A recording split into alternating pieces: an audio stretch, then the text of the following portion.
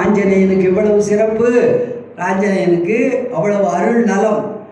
அது மட்டும் இல்லை, உனக்கு நீ செய்ததற்கு நான் 3 உலகங்களையும் தர வேண்டும்.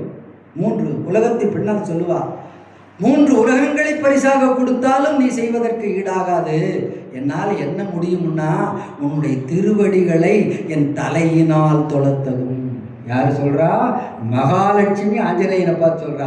நீ செய்த காரியத்துக்கு என்கிட்ட எதுவும் இல்லையாப்பா கொடுக்கறதுக்கு. நான் கோசல நாட்டில் பேரரசியாக இருந்தால் அல்லது மிதிலை நாட்டு இளவரசியாக இருந்தால் எது வேணாலும் கொடுக்கலாம். ஆனால் இப்போ என்கிட்ட எதுவுமே இல்லை. இருந்த ஆபரணங்களை எல்லாத்தையும் கழட்டி அதெல்லாம் சொல்றதுக்கு நேரமில்லை, கிஷ்கிந்தையிலேயே எரிஞ்சு போட்டு வந்துட்டேன். எதுவும் இல்லை. உன்னுடைய பாதங்களை என் தலையினால் தொழத்தகும். மகாலட்சுமியால் தொழப்பட்டவன் ஆஞ்சநேயன். அதுதான் இது சுந்தரகாண்டம், ஆஞ்சநேயனுடைய பிரபாவம். என்னெல்லாம் சொல்லிட்டான். வந்தான், பார்த்தான், நேரமாயிடுச்சு, சரி என்று விடை பெற்று கொண்டான். நேரம் வந்தான். இந்த ராவணனை ஒரு 5 நிமிஷம் சந்தித்து விட்டு நான் விடை பெற்று கொள்ளலாம் என்று நினைத்தான். அவனை சந்திக்கிறதுனா என்ன பண்ணான்? ஒரே வழிதான், இந்த அசோகவனத்தை அழிப்போம். அழிச்சதுன்னா யாரோ ஒரு குரங்கு வந்து அசோகவனத்தை அழிக்குதுன்னு தூதர்கள் போய் சொல்லுவாங்க. உடனே பிடிச்சிட்டு வாம்பான், நாம் போய் சந்திக்கலாம் என்று நினைத்தான். அசோகவனத்தை அழித்தான். உடனே ராவணனுடைய பெரும் படை வந்தது. பஞ்ச சேனாதிபதிகள் வந்தார்கள். பஞ்சா போயிட்டாங்க. பஞ்சா பறக்க விட்டுட்டான். அக்ககுமாரன், ராவணனுடைய பெரிய வீரனாகி அக்ககுமாரன் வந்தான். அக்கக்கா பிச்சு போட்டுட்டான். தாள்களால் பலர், கைகளால் பலர், தோள்களால் பலர். சிலர் அடியுண்டு, சிலர் பிடியுண்டு, சிலர் கடியுண்டு. எல்லாம் கடிச்சு துப்பரா குரங்காச்ச. தாள்களால் பலர், கைகளால் பலர், தோள்களால் பலர், அடியுண்டு, பிடியுண்டு, கடியுண்டு. பார்வையால் சிலர், பயத்தால் சிலர். பயத்திலேயே சில பேர் செத்து போயிட்டான். ஆடிக்கொண்டான், சில பேரை பாடிக்கொண்டான். பாடிக்கிட்டே சில பேர் அடிக்கிறான், ஆடிக்கிட்டே சில பேர் அடிக்கிறான். நம்ம கதாநாயகர்கள் செய்வார்கள் அந்த மாதிரி. ஆடிக்கொண்டான், பாடிக்கொண்டான். கொஞ்ச நேரத்தில் எல்லாம் போயிடுச்சு. உடனே இந்திரஜித்து வருகிறான். பிரம்மாஸ்திரத்தினால இவனை கட்டுகிறான். ஒரு முறை பிரம்மாஸ்திரத்துக்கு நீ கட்டுப்பட வேண்டி வரும் என்று பிரமன் கொடுத்த வரத்தினால் இப்போ பிரம்மாஸ்திரத்துக்கு கட்டுப்படுகிறான். பிரம்மாஸ்திரத்துக்கு கட்டுப்பட்டவன் மேலே ஒரு கயிறால் கட்டுனா ஒருவேளை இவன் அதை அவிழ்த்து கொண்டால் என்ன பண்ணுறதுன்னு இலங்கையில் இருக்கிற சணல் கயிறையெல்லாம் கொண்டு வாங்கடா, கட்டி இழுத்துட்டு போகலாம்னு கட்டுறாங்க. பிற கயிறுகள், சாதாரண கயிறுகளை கட்டுனதுனால இந்த பிரம்மாஸ்திரம் தன் மந்திரத்தன்மை இழக்கிறது. சும்மா இருந்தது நல்லா கட்டி இருக்கும். இது போட்டு இன்னும் இறுக்கி கட்டலாம்னு கட்டி சுத்தமாக போயிடுச்சு. சில நேரங்களில் நம்ம கொஞ்சம் இருக்கலாம்னு இறுக்கி சுத்தமாக கயிறு கட்டாயிருது இல்லையா, அந்த மாதிரி இப்போ போச்சு. இருந்தாலும் கட்டுப்பட்டவன் போல நடித்தான். அப்போ தான் சந்திக்க முடியும்னு போனாங்க, நிறுத்தினாங்க. இப்போ நிற்கிறான். சிம்மாசனம் மேடை, இது மாதிரி ஸ்டேஜு, அதுக்கு மேலே சிம்மாசனம், அதுக்கு மேலே ராவணன் உட்கார்ந்துருக்கிறான். ஆஞ்சநேயன் இப்படி வந்து நிற்கிறான். அப்படி பார்க்குறானா நிமிர்ந்து. கீழே நிற்கிறவனை இவ்வளவு மேடையில் சிம்மாசனத்தில் உட்கார்ந்து இருக்கிறவன் நிமிர்ந்து பார்க்குறான்னா அவன் எவ்வளவு பேருருவில் நிற்கிறான். அதை வச்சு தான் நம்மால் ஒரு கதை கட்டுனா. ஆஞ்சநேயர் வாலாசனம் போட்டு உட்கார்ந்தார். அவர் ஒன்றும் வாலாசனம் போடலை, காலாசனத்தில் தான் நின்னார். கீழே தான் நின்னார். அவன் நிமிர்ந்து பார்த்தானுங்கிறதுனால அப்படி உயரத்தை அமைத்து கொண்டாரு. நம்ம ஒரு இடையில ஒரு கதை, சொருகல்கள் நிறைய இருக்குது. அப்புறம் இது ஒரு சொருகல். வாலாசனம் எல்லாம் கிடையாது, காலாசனத்தில் தான் நின்றான். உடனே ராவணன் கேட்டா, யாரா நீ? யார்? ஓஹோ, யார்? அந்த சக்கரப்படையை வச்சுட்டு இருக்கிறானே அந்த திருமால் உன்னை அனுப்புனானா? அல்ல சூலத்தை வச்சிருக்கிறானே அந்த சிவபெருமான் அனுப்புனானா? அல்ல அந்த வேலை வச்சுக்கிட்டு தெரிகிறானே அந்த முருகன் அனுப்புனானா? அல்ல அந்த உயிர்களை எல்லாம் கொன்று திரிகிறானே அந்த யமன் அனுப்புனானா? அல்லது உலகத்தையே தாங்கி கொண்டிருக்கிறானே அந்த ஆதிசேடன் அனுப்புனானா? அல்லது உலகத்தையே படைச்சிட்டு இருக்கிறானே அந்த பிரம்மதேவன் அனுப்புனானா?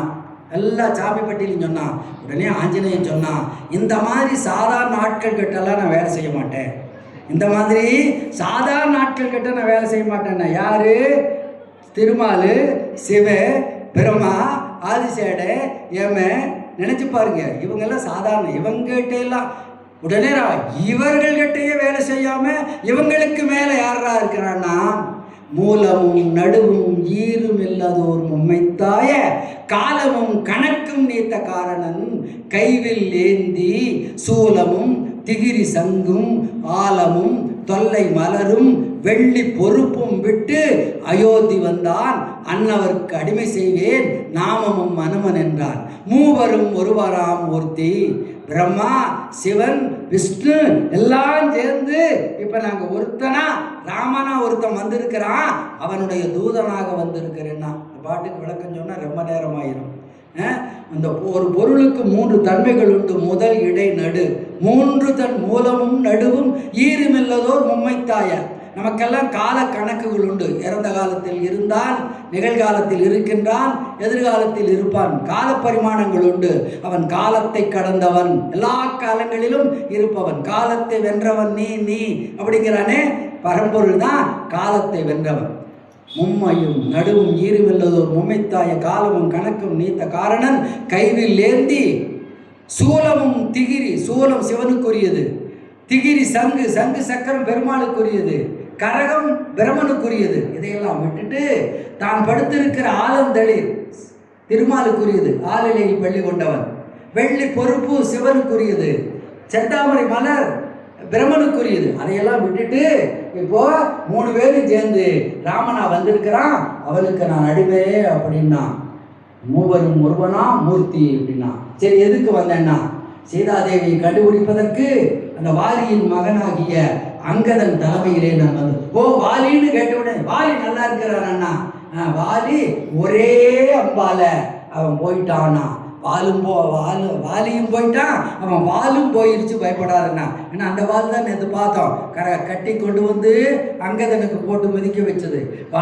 வாலியும் அழிந்தான், வாலும் போயிருச்சு அப்படின்னா. ஆஹா, இப்போ சுக்ரீவன் அரசனாக இருக்கிறான், நாங்கள் வந்தேன்னா. நல்லா இருக்கப்பா உங்கள் ராஜ விசுவாசம். உங்கள் தலைவனாகிய வாலியை கொண்டவனுக்கு நீ அடிமை செய்கிறேங்கிறையா? சரி பரவாயில்ல, எதற்காக வந்தாயின்னா, நீயே வேதங்களை படித்தவன், சிவபக்தி உடையவன். நீ அறம் தவிர்ந்து அடுத்தவனுடைய மனைவியை கவர்ந்து வைத்திருக்கிறார். நன்றாக கவனித்துக்கொள். சிவனுடைய வரம் கூட தவறலாம், ராமனுடைய சரம் தவறாது. சிவன் வரம் தவறலாம், ராமனுடைய சரம் தவிராது. அதனால அறமல்லாத காரியத்தை சிவபக்தனாகி நீ வேதங்களை சிக்கரப்படுத்த நீ செய்யக்கூடாது.